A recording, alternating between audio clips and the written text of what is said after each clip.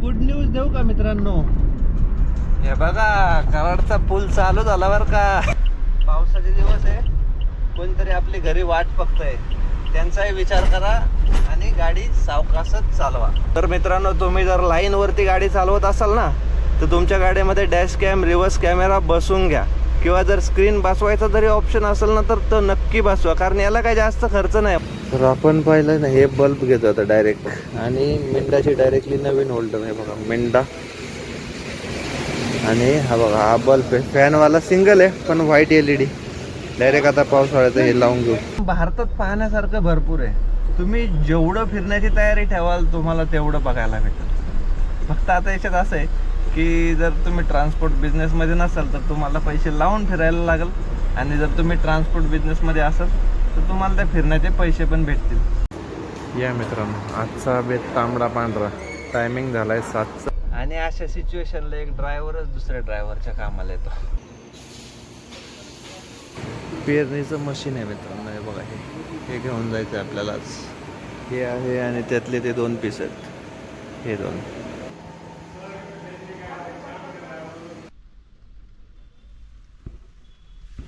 मस्त अशी पूजा उरकली आहे मित्रांनो. सगळ्यांना गुड मॉर्निंग, जय शिवराय आणि श्री स्वामी समर्थ. तर आजच्या पूजेचा मान आमच्या अर्धांगिनींना. नमस्कार मित्रांनो, सगळ्यांना गुड मॉर्निंग, जय शिवराय आणि श्री स्वामी समर्थ. थंबनेल तुम्ही पाहिला असेल, मस्त असा परत 1500 किलोमीटरचा मित्रांनो आपण प्रवास करतोय. तर सकाळचे बरोबर 11 वाजलेले आहेत आणि आपण आता इथून निघालोय. तर तारीख आहे मित्रांनो आजची 5, वार आहे रविवार. आणि रात्रीच ॲक्च्युली गाडी लोडिंग करून आलो होतो. मस्त अशी आपल्या गाडीमध्ये ना आता एक पेरणीचं मशीन आहे, ते आपल्याला घेऊन जायचं कोयंबतूर प्लस तुटीकुडी, म्हणजे डायरेक्टली ना रामेश्वरम ना कन्याकुमारी, दोन्हींच्या मधोमध्ये. तर चला, मस्त अशी जर्नी ह्यावेळेस सुरू करायची आहे, भरपूर धमाल मस्ती करायची. तर निघूया इथून आणि करूया आपली जर्नी सुरू. तर ह्या प्रवासात मित्रांनो आपल्याबरोबर कोण आहे माहिती आहे का? आमचे दुसरे बिझनेसमन. तर त्यांना घेऊन हा प्रवास करायचा आहे सुरुवातीचा. पार्टीवाले आज रात्री निघेल आणि ते पण आपल्याला बरोबर लोकेशनवरती येऊन भेटणार आहेत. तर मस्त अशी सिरीज आहे ह्यावेळची मित्रांनो. चॅनलला सबस्क्राईब केलं नसेल तर सबस्क्राईब करा, बेल नोटिफिकेशन ऑलवरती सेट करा. ट्रिप बी आपण 0 केलेलं आहे, म्हणजे आपल्याला एक्झॅक्ट किलोमीटर ट्रॅक करता येतील. आणि गाडी जस्ट रिझर्ववरती लागली आहे, म्हणजे आपल्याला पूर्ण मित्रांनो या ट्रिपचा अंदाज घेता येईल की किती बजेट जातं आहे. मॅपला तर 1450 किलोमीटर दाखवतं आहे. आणि आपल्याला पहिला ड्रॉप आहे कोयंबतूरचा आणि दुसरा ड्रॉप आहे तुटीकुडीचा. मॅडमला सोडलं आपण शॉपवरती आणि आता डिझेल भरून डायरेक्टली हायवे पकडायचा, म्हणजे आपल्याला जास्त ब्रेक काही घ्यायची गरज नाही लागणार, कारण डिझेल इथं फुल केलं का बरंचसं अंतर आपलं कव्हर होतं. टँक झाला फुल. 3110 रुपयाचं आपल्या गाडीमध्ये डिझेल बसलं बघा. आणि कसं आहे माहिती आहे का मित्रांनो, महिन्याच्या सुरुवातीला जर तुम्हाला चांगली सिरीज भेटली ना, तर तुमचा महिना एकदम फ्रेश जातो. आता जसं आपण चेन्नईवरतून आलो 2 तारखेला आणि निघालो पण लगेच, म्हणजे 2-3 दिवस गेले म्हणा घरी, पण झाली मस्त अशी सिरीजला सुरुवात परत. आणि हे बुकिंग एकदम मस्त लागलं आहे, म्हणजे चांगल्या रेटचं बुकिंग लागलेलं आहे, त्यामुळं मजा येणार आहे. चेन्नईचा टिपी आपला ह्या वेळेसच वसूल होऊन जातो, म्हणजे मागच्या सिरीजलाच झालं ॲक्च्युली, तामिळनाडूचा टिपी. आणि ही सिरीज म्हणजे आता इथून पुढं जसं जसं जाऊ ना तसं फायद्याचं चेन्नईचा सिरीज करता येतात, कारण तिकडून रिटर्नला पण चांगले रेट लागतात आणि इकडून जाताना पण काही टेन्शन येत नाही. बोला गणपती बाप्पा मोरया. आणि याच्या अगोदर सुद्धा मित्रांनो आपण कन्याकुमारीची एक सिरीज केली होती, खूप मस्त धमाल मस्ती केली होती त्यावेळेस. आणि हे जे लोकेशन तुटीकुडीचं, तर ते थोडं अलीकडे आहे, म्हणजे रामेश्वरम आणि कन्याकुमारीच्या बरोबर मध्ये. मस्त पाहण्यासारखं आहे ते पण. तर तिकडं पण मजा येणार आहे आपल्याला या सिरीजला, कारण पावसाळ्यात साऊथ लाईनला जायचं म्हणलं ना खूप मजा येते. आणि मित्रांनो सगळ्यात महत्त्वाची गोष्ट, आपण ज्यावेळेस कन्याकुमारीला गेलो होतो ना, त्यावेळेस आपल्या गाडीचा ॲक्सिडेंट झाला होता बरोबर तिकडं. म्हणजे ते गोष्ट मी कधी विसरणार नाही, कारण माझ्या जीवनातला तो पहिला ॲक्सिडेंट होता. आणि तिकडे मला भाषा वगैरे काही समजत नव्हती, तर मला वाचवलं कोणी माहिती आहे का? आपल्या गाडीत डॅश कॅम आहे, डॅश कॅम. तर मित्रांनो, तुम्ही जर लाईनवरती गाडी चालवत असाल ना, तर तुमच्या गाडीमध्ये डॅश कॅम, रिव्हर्स कॅमेरा बसवून घ्या. किंवा जर स्क्रीन बसवायचा जरी ऑप्शन असेल ना, तर तो नक्की बसवा, कारण याला काही जास्त खर्च नाही. मला हे दोन्ही मिळून आणि 2 स्पीकर असा फक्त एक 8000 रुपये खर्च आला होता. आणि त्यामुळे मी वाचलो होतो, नाही तर मला एक अख्खी ॲक्टिवा भरून द्यायला लागले असते तिकडं. कारण डॅश कॅममुळे मी समोरच्या गाडीवाल्याने ब्रेक मारलेला ते पाहिलं आणि मग वाचलो आपण तिथं. त्यामुळं तुमच्या गाडी जर तुम्ही लाईनवरती चालवताय ना तर डॅश कॅम बसवा, जास्त खर्च येत नाही. स्क्रीन असेल, स्क्रीन प्लस डॅश कॅम 9-10 हजारापर्यंत तुम्हाला चांगल्या रेंजचा येतो, 8-9-10 हजारामध्ये. आणि फक्त जर डॅश कॅम बसवला 2,000-3 हजारामध्ये डॅश कॅम बसतो, ज्याचा ऑपरेट तुम्ही मोबाईलमधून सुद्धा करू शकताय. तर हे खूप गरजेचं आहे मित्रांनो.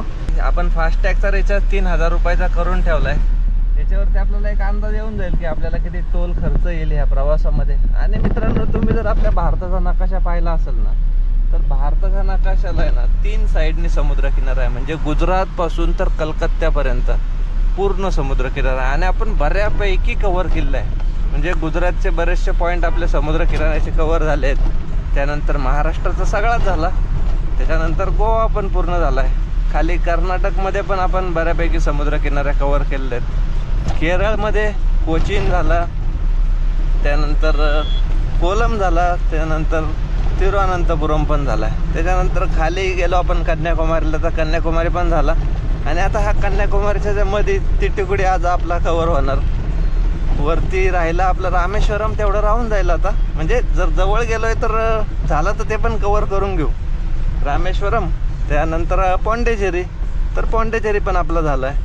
आणि चेन्नई तर आपलं ऑलरेडी झालं आहे. आंध्र प्रदेशमध्ये विशाखापट्टणम एक राहिले. विजयवाडा आपला कव्हर झाला आहे. ओडिसात आणि मग कलकत्ता पण आपला कव्हर झाला आहे. तर बऱ्यापैकी आपला समुद्रकिनारा कव्हर होत चालला आहे बरं का. भारतात पाहण्यासारखं भरपूर आहे. तुम्ही जेवढं फिरण्याची तयारी ठेवाल तुम्हाला तेवढं बघायला भेटेल. फक्त आता याच्यात असं आहे की जर तुम्ही ट्रान्सपोर्ट बिझनेसमध्ये नसाल तर तुम्हाला पैसे लावून फिरायला लागेल.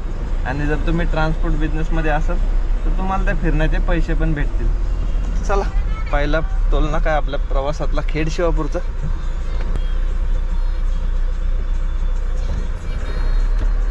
चला निघालोय टोल नाक्यावर पुढं.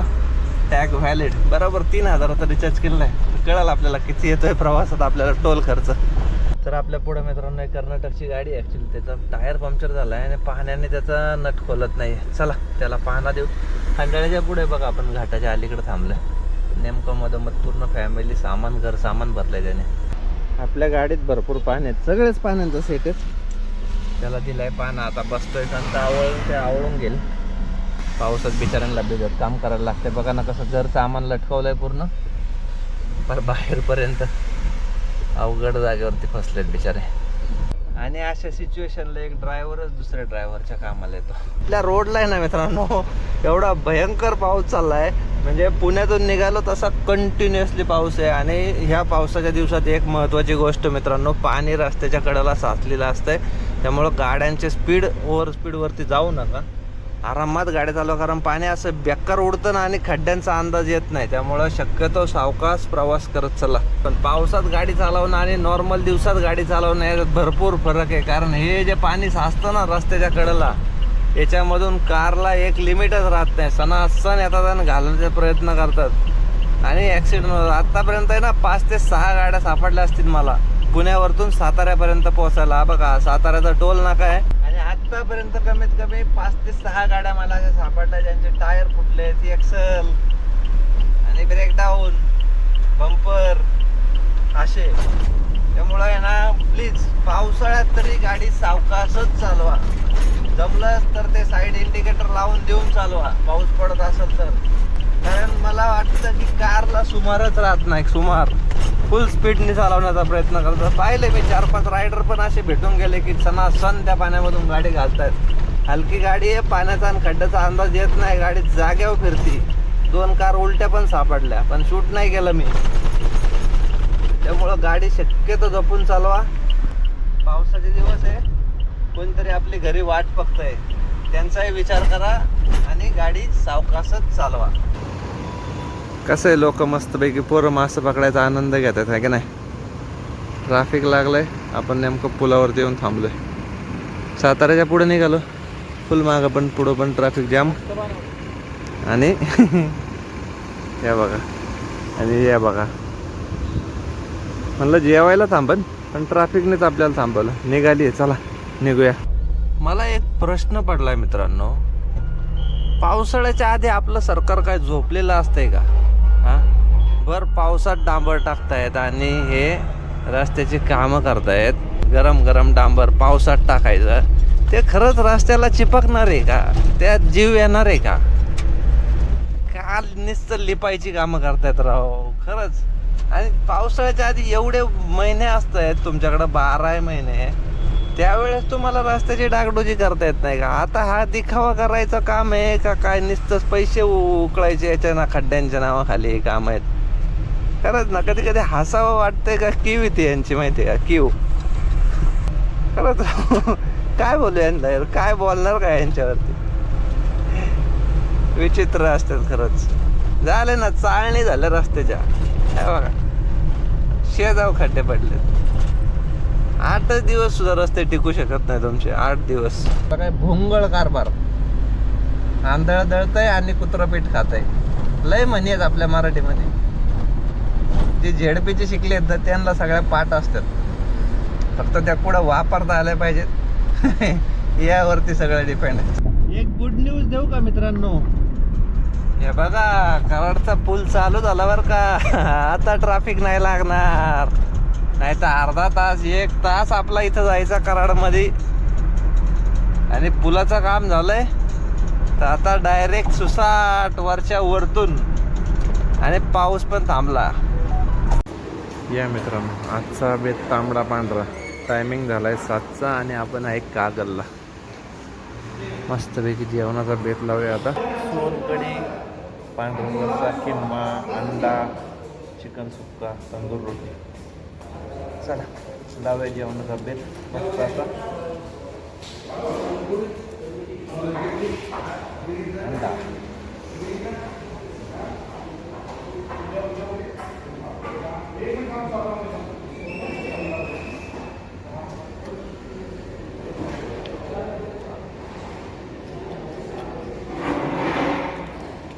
उरकलंय मित्रांनो आपलं जेवण. बरोबर आहे ना, आता वाजले 7:30. चला निघालो. 210 रुपयाची मस्तपैकी थाळी खाली, पाण्याची बॉटल आणि जेवण. आणि समोरच वजन काटा आहे, जास्त लांब नव्हता. पोचलोय काट्यावरती. जास्त काही गाड्या नाही आहेत, 4-5 आहेत बघा. इथं मध्ये एका गाडीवरती गणपती बाप्पा पण चाललेत आणि आपल्या पुढं 3 गाड्या आहेत. चला बघूया किती येते वजन. अंडरलोडच आहे गाडी, त्यामुळं काही टेन्शन नाही. आणि शर्ट पण चेंज करून घ्यायचं आहे. मग पुढे गेल्यानंतर शर्ट चेंज करू. असं पोलीस तर नसणार आहे, पण नको, कायद्यात राहायचं, फायद्यात राहायचं. 2290 किलोमीटरांना आपल्या गाडीमध्ये फक्त वजन आलंय. आणि आता आपण आलोय पुढे, बॉर्डरच्या पुढे निघालो मित्रांनो. बघा आता ह्या बालाची अवस्था आहे का? कोणत्या कंपनीचा हा? लोक्सिपल. त्याची क्वालिटी बघा, गेला ना भाऊ. तरी म्हणलं उजेड का कमी पडतंय, चला बदलून घेऊ. आपल्याकडं आहे स्पेअरला वॉसराम. हे बघा, याला लावू, आहे का कंडिशनमध्ये, चेक करूया जरा. याला नवीनच आहे, काम होऊन जाईल आपलं. होल्डर नाही आहे मित्रांनो आपल्याकडे बरं का, पण तरी पण आपला एवढा उजेड आहे. आपला फॉग लॅम्प पॉवरफुल आहे म्हणून टेन्शन नाही. तर होल्डर पूर्ण जळून गेलता, त्याला आता ऑप्शनच नाही. आता डायरेक्टली आपल्याला बेळगावपर्यंत जावं लागणार आहे. ॲक्च्युअली संडे आहे ना, थोडा अवघड होणार आहे. चला निघूया आता. जिथं ॲटोमोबाईल सापडेल 2 होल्डर घ्यावे लागतील. अण्णा काही थांबा ना भाऊ, अण्णा बघतोय तरी घालतोय गाडी. चला पुढं जाऊन बघू. पहिले 2 होल्डर घेऊ, दोन्ही बदलून टाकू. आपण पोहोचलोय बेळगावला आणि आपल्याला इथं भेटलेली ती इलेक्ट्रिकची शॉप. तर इथं आपण बल्ब बघूया बरं का. यांच्याकडे मी आता बघून गेलो होतो, आहेत बल्ब चांगले, LED बल्ब आहेत. हे बघा काढून ठेवलेत, LED बल्ब पण काढले आणि काय म्हणतात त्याला, होल्डर पण काढले, कारण आपले दोन्ही बल्ब बंद झालेत. बघायचे का तुम्हाला? हे बघा आता मी लाईट लावतो, अप्पर डिपर काहीच नाही, सगळं बंद. चला बदलून घेऊया. तर आपण पाहिलं ना, हे बल्ब घेतो आता डायरेक्ट, आणि मिंडाची डायरेक्टली नवीन होल्डर आहे बघा, मिंडा. आणि हा बघा हा बल्ब आहे, फॅनवाला सिंगल आहे पण व्हाईट LED. डायरेक्ट आता पावसाळ्याचं हे लावून घेऊ.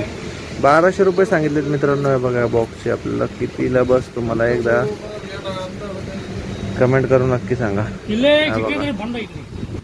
लाईट टेस्टिंग झाली आहे मित्रांनो. आपली लाईट बसून आहे बघा. ओके. अप्पर डिप्पर थोडा फरक पडतोय. बरोबर 11 वाजले बरं का.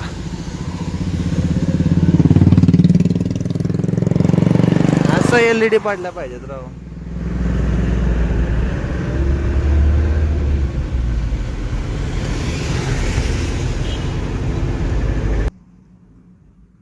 हुबळीच्या अलीकडे मित्रांनो आपण मुल्ला ढाब्यावरती पोहोचलोय बघा. बरोबर 12:15 वाजलेत. तर आता मस्तपैकी झोपतो आणि भेटूया सकाळी. सगळ्यांना गुड नाईट.